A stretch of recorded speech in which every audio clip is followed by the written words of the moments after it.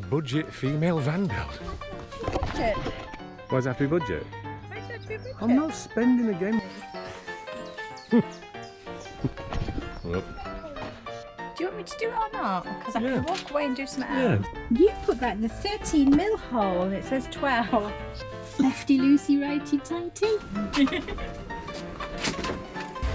Can I stop you? No, Can I stop you? no. Because that's not measuring, is it? That's just like guessing. You got it. Did you want to leave me with it? or Yeah, did you sure. want to take it Yeah, over? no, you're doing great. Stop! Give me the shittest tools. Just got to use some sandpaper. You left your banana skin, I don't want that. Okay. So this weekend we're going to be tackling some of those jobs that we never got round to finish. Our first job is to fasten up this loose panel. I'd run out of screws, but now we've had some more arrive, it's going to be a simple task of just screwing up straight into the wooden lats that run on our roof ribs. So another job today is to take this piece of flooring out and we're going to flip it over and varnish the underneath. We're going to do that just in case that we ever do have a water leak. It's not going to damage the wood in any way. We segmented our flooring and we haven't put one flooring underneath all of the cabinets and cupboards. So if something happens to the middle of the floor, we can take it up. Underneath the toilet, we can take it up. This cupboard, we can just take it up and change it if we need to ever repair anything. It also gives us access to vents and screws and things that Paul put in. So another reason we did it in that format as well was because we thought, why put heavy flooring where you never, or support for flooring where you're never actually going to walk or put any heavy weights. So under that piece of wood, all we had down is our insulation, which is straight on top of the van itself. It's not supporting any real weight, and that's what we can save, a lot of weight. So what I'm doing now, because it's a job I forgot to do, was varnish the bottom of this, because wood, if it gets wet, can swell, it can go mouldy. So all of our wooden panels that we've put throughout our van, the bits that you don't see are varnished, and the bits that you do see, we've painted. This is the varnish that we've been using throughout the build of our van. It's from a company called Lakeland Paints. We've used about 5 litres of it so far, and this one is VOC free. What that means is it doesn't off-gas any harmful chemicals or smells. Some of the paints we've used do, but at least we've gone a long way to keep the inside of our van as safe and as smell-free as possible. So we've just left that overnight to dry, but before we fit it, there's one job we have to do, and that's walk the dog. The walkies. So if you guys watching our channel have ever wondered why it's taken us so long to van build, well, besides working a full-time job and having a household to run, we always make sure that we walk the dog at least 3 miles a day. Every day. Nikki and I are really lucky that we have all this on our doorstep. We have 16 miles of woodland walks, just more or less straight out of our door. So the plans are to retire to van life, and we want to do more of this. We're kind of outdoorsy people with the mountain biking and hiking and snowboarding and skiing and paddleboarding. I like to keep busy. But if those plans are not going to come to fruition soon, we're going to try and keep you entertained by perhaps building another van. Who knows? You'll have to wait and see. I'd like to get my hands on another van. It's very addictive. Van building just allows you to explore your creativity. Nikki had some good ideas about how she would want to build a van, a woman van build series. I think that would be excellent, absolutely excellent. I'd like to have a go. And as we're coming to the end of a van build, we're struggling as to think as to what content we can offer you to keep you all interested. So keep watching, please like and subscribe, it helps tremendously. Keep watching, we're planning on a budget female build, a budget female van build. Not budget female, that makes you sound cheap. A female built budget van. Budget. Why does it have to be budget? Why does it have to be budget? I'm not spending again what we've already spent on this one. Bloody hell, be broke. Now, I think we can build a van nice, but unlike this one, to a budget. To a reasonable budget. To a reasonable budget. In different materials. Nice, bright, airy, lots of light.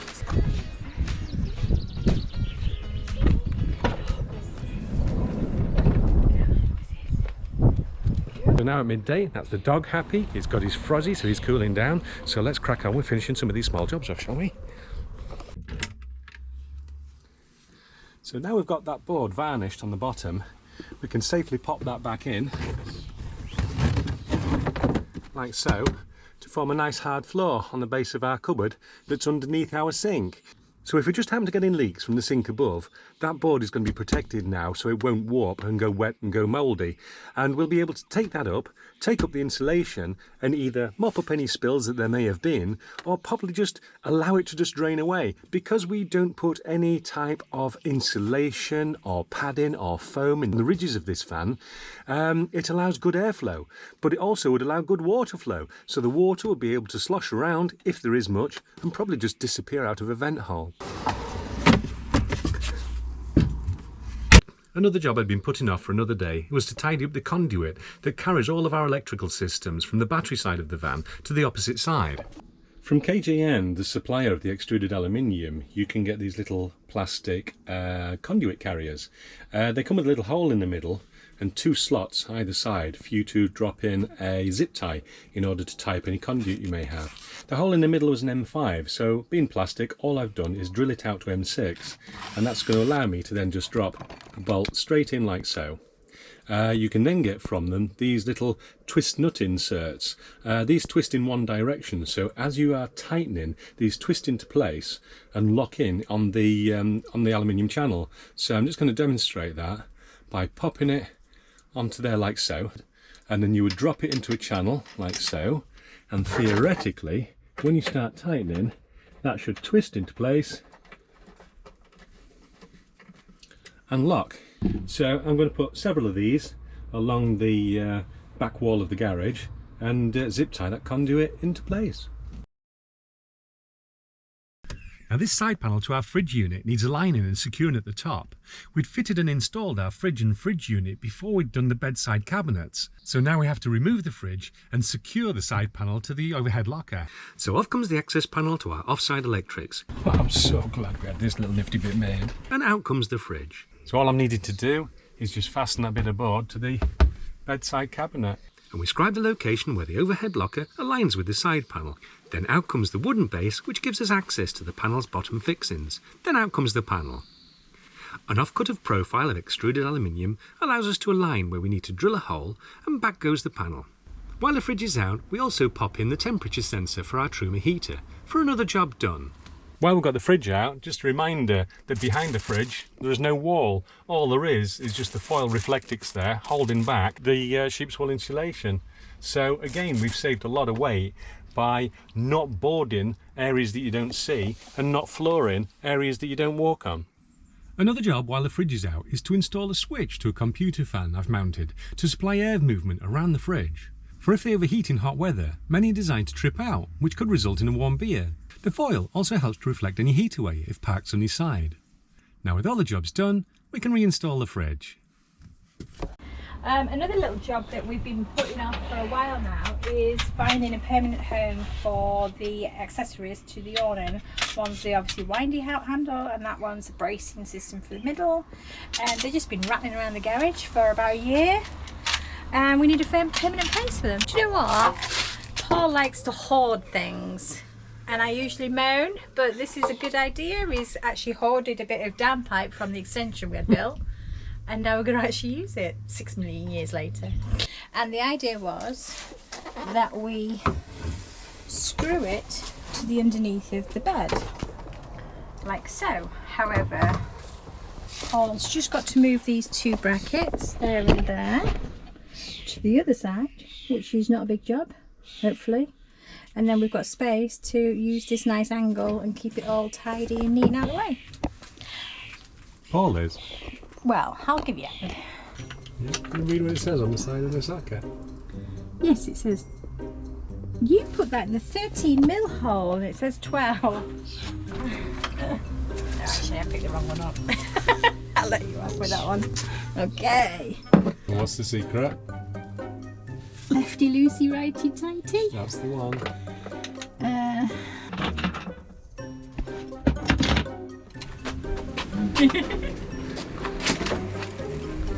Woo.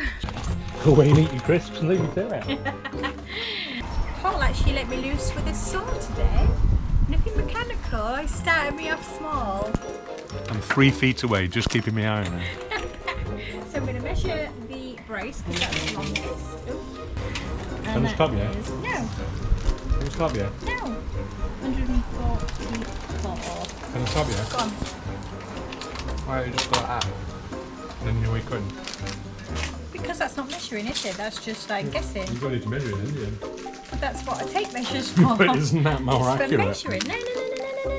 No. Let's use all the tools that you've given me. I'm going to make a little nick first. No, don't interrupt. Just let for... Oh! Don't interrupt. No, that's too close. You got no wiggle room. Too close. Go that way a bit. Okay. There you go. Okay, make a little nick. Lovely. Yeah. Okay, leave it to it. Go and grab a banana there. A busybody. Oh, do I put it in that? Did I put it in that line there, yeah? That one. Dead centre. Dead centre. And then tighten the doojima flips. We tighten the second doojima flip. Yes, darling. Tight. Yeah. Finish with them, alright? Don't want to scratch them. Did you want to leave me with it? Or Yeah, did you sure. want to take it? Yeah, no, you're doing great. Right then. Might be some time because Paul's not trusting me with mechanical. Can I stop? No! That, always keep that in both the front and the back one so you're constantly square. If you like that, you can go all over the place. So. Oh, you're doing great.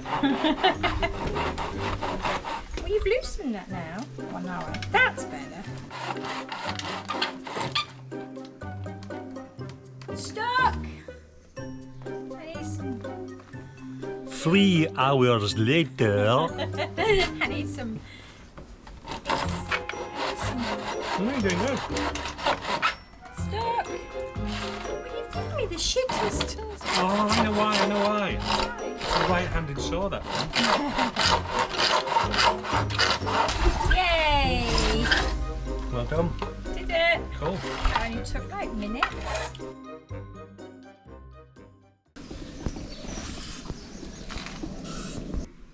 Dot. Okay. Well, you look like a workman straight away, putting your cap in your mouth.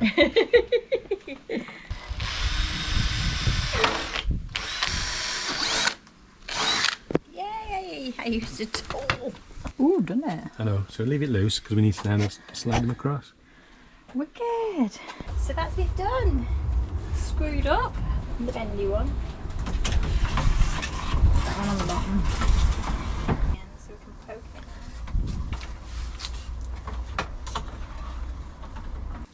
Yay! It worked! Look at that. And tomorrow, when all the shops are open, I'll just buy an end cap to just pop on the end of there to stop it all from Do you think it'll falling make out. noise driving around or should Nah, it should be fine. Stick a bit of foam in there if it a does. bit of foam in there? Another little job done. Yay! Now then, what can we do with this? Can we do the same? Can we do the same? Can we do the same? Oh God. Perhaps another little job we can do is finish off completing the auxiliary water tank and the outlets. The auxiliary water tank, hopefully, is to provide a jet wash for the dog, for the mountain bikes, and we've also got a dual shower we can plumb into it as well. So I need to get these things mounted up a little bit better. There's our auxiliary water tank. There's the Sureflow water pump, and the pipe that we've got going along is just temporarily on this little switch at the moment, just to turn the pump on and off. And this here is the outlet pipe. So yeah, we can do a better job of that. Get it mounted on a nice little plate and finish it off.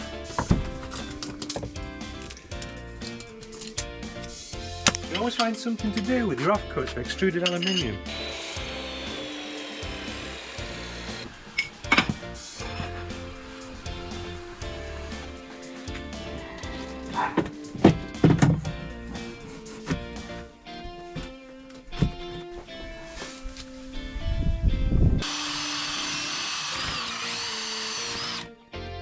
Well, that's made a good job of neatening off that little area now. What we've got is a 12-volt socket there for any appliance that we may need to run externally to the van. What we've also got is a switch for the Sureflow pump to power up the system. What we've also built into there as well is our Aqua inlet and outlet valve. What we like about the Aqua valve is that it's tamper-proof, and also it gives us a tapped facility to turn the system on or off external to the switch and the pump itself as well. So it makes filling the van up very, very easy.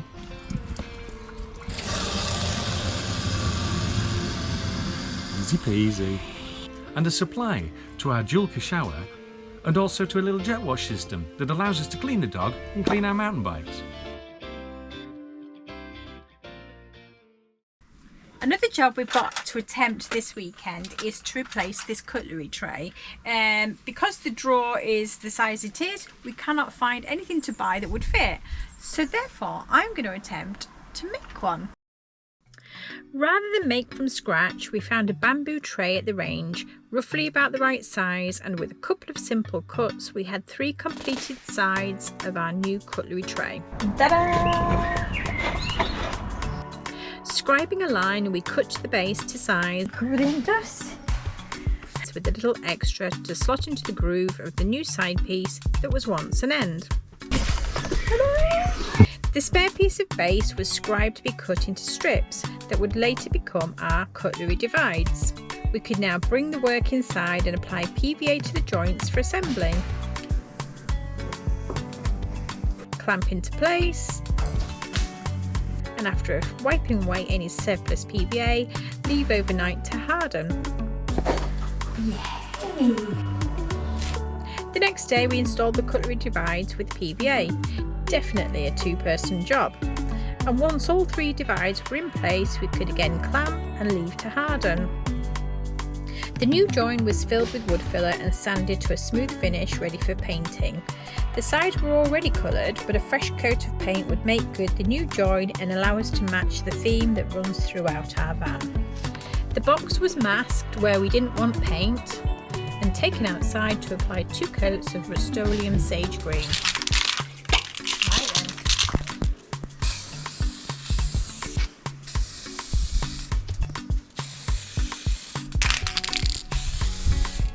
Wow!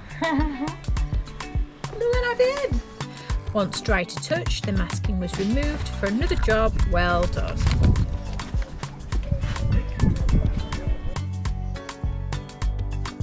Having done such a fabulous job of the cutlery tray. Fabulous, darling. Fabulous. It's given me a little bit of a incentive and a push and a bit of confidence to maybe tackle something a bit bigger, like the entire van. What do you think? I'm looking forward to it. I think it's a great idea. Yeah, I think it's a great idea. Cool. Now, as our van build's coming to an end, I think we've engineered something that suits our van lifestyle. And I think because of that, because we've managed to fit everything we've ever wanted to travel within that van, there's never been a great deal of room for any extra creativity. Nikki's always had some good ideas of how she would want the van to appear, and I've often poo-pooed those ideas because, I'm sorry, that's where something needs to fit. We needed to build around our mountain bikes, we needed to build around the dog, we enjoy our cooking, so we wanted a sink and a hob and an oven and an eye-level fridge, and I think we'd planned the utilities. So I think that's probably a great description of the van. It does look nice, but it's utilitarian. It's a utilitarian build. That's good. And that suits our van lifestyle. And Nikki's had such good ideas, and I think I was building another van. Might be great for her to explore her creativity. Ooh. You're putting a lot of pressure on me now. Yeah. If we are going to do another van build, it will be a van build series. Oh yeah. I think maybe keep a better track of finances. Yeah, we keep a much better track of finances. I think that would be more beneficial for anybody who may not have skills. I don't have skills, but I'm sure you're going to give me lots of expert tuition along the way. Yeah, and we can all learn together. Learn with Nikki. Yeah. So I hope you've enjoyed the content of this video. I know it's not been a lot of engineering stuff, it's more been little finishing off jobs with a few little tips and tricks and probably just a little insight into what Nikki and I work like, live like, and what we plan on doing in the future. See you guys.